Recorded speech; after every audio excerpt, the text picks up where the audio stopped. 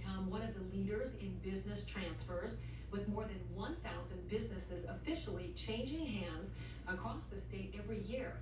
That's according to data from BizSellBuy.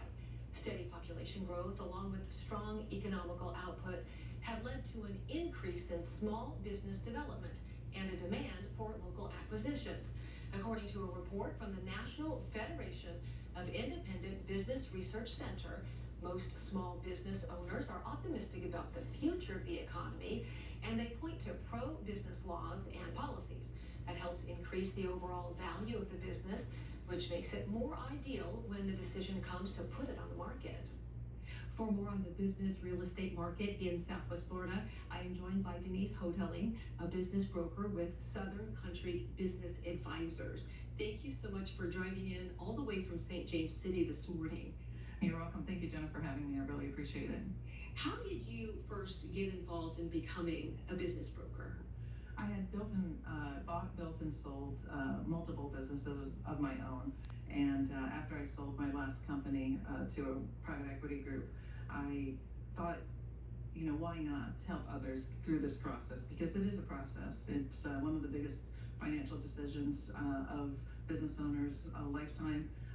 And all business owners are going to exit, some by choice, some by circumstance.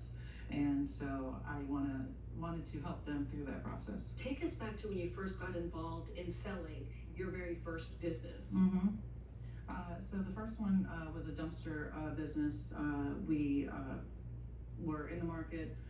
It was in the middle of with the depression here locally, and so we actually ended up selling to a competitor of ours, and it was a quick transaction.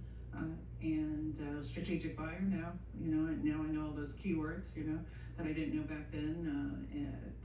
Due diligence was very quick, but it was an exciting time to be able to have built something that somebody else saw value in. And you recently were awarded one of the top brokers in the state of Florida. What do you attribute your success to? Well, I always like to put myself in the shoes of whoever I'm representing, whether it be the buyer or the seller. I represent more sellers, but either one, I've been in their shoes. So I really understand the nature of what they've gone through to build the business, the struggles of operating a business, and then selling a business is in a very emotional time. This is their baby that they created and built. This is probably their biggest financial decision of their lifetime. It's usually a bigger value than their home or other investments that they have. And so I take it very seriously. What advice would you like to share with other entrepreneurs out there, specifically women that are in a business that, they might need some tips from a successful female entrepreneur? Sure. One of the tips is I try to tell people, forget that you're a woman and that you're in a male-dominated. Don't even make it an issue, because most people don't make it an issue either. They just want to know that they can trust you, that you have the knowledge and the experience. So prove to them that you have that and focus on that. And what would be your perspective on the current climate when it comes to business and brokering business in Southwest Florida in our current economic times? Sure. It's actually opposite than the real estate industry. It is a seller's market. So the sellers really have an opportunity now. There's more buyers than sellers in the business brokerage world. But you have to set your company up for the right thing. So that's what I help also with sellers is you may not be ready today, and that's fine. I help you figure out how to get ready and prepared for the exit. But having good financials in place, having your key people.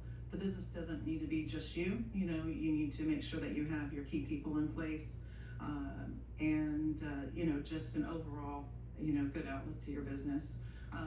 The financials of the companies here locally have had a little bit of a hit. I see a lot of financials, and so there this last year too, with the home construction industry, the market has gone down, and the revenues have shown that. But because of the history of the businesses, if you're selling a business that's been in business for 30 years, those are the ones that are able to get through those hard times And so my job is to maximize the value, get them the top dollar, at the closing table. It's interesting that you're describing it as a seller's market if you're trying to sell a business.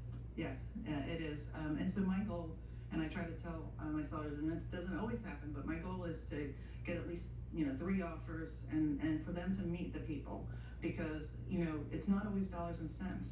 Who are they're going to allow to buy their business? Who is going to take care of their employees going forward? How is the name going to continue? Those are the types of things that come into play. It's not always who's going to pay the most amount of money, but we like to get them into position where they have at least 3 options so that they can get in front of them, and then they can decide, I like that person, or I didn't like that person, or I like this deal, and they determine who they're going to sell to. All right, thank you so much for joining us today. Great information. Thank you for having me. I really appreciate it, Jennifer. Thank you. And for more on the business stories that impact Southwest Florida, you can visit our website at wgcu.org.